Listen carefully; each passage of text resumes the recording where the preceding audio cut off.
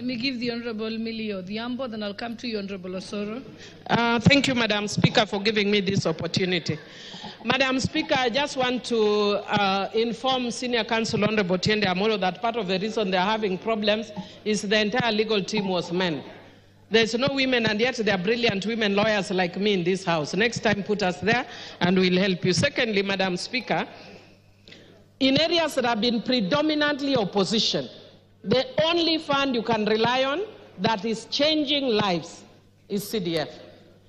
Third, Madam Speaker, in my own constituency, I have seen us move from mud-walled, grass-thatched schools to permanent schools.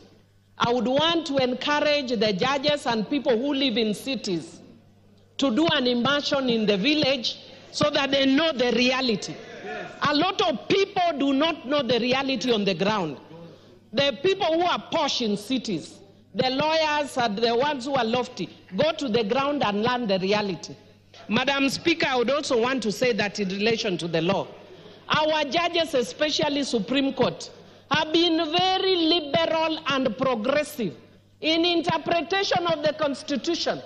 That is why they even interpreted the Constitution to include gay rights. But when it comes to development, then they start telling you, Montesquieu, separation of powers.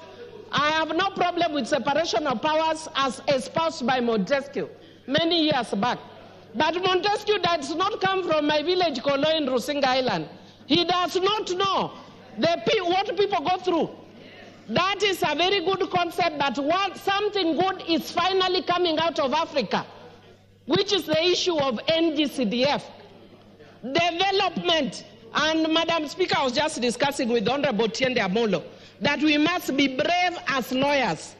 And if there is one legacy we must leave in this House, is to entrench the fourth role of a member of parliament in this country, which is development.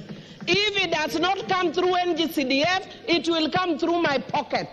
That is the reality. And the members that came before us were overwhelmed. That is why they promoted this. Right now, the role of MPs has totally been removed. But MPs are still being harassed. Put it and make MPs have a role. I have no excuse. Anybody can bash me what they want. But as an intellectual and as a bright lawyer, this is one thing I am willing to defend to my grave. Bora usiguze NG-CDF.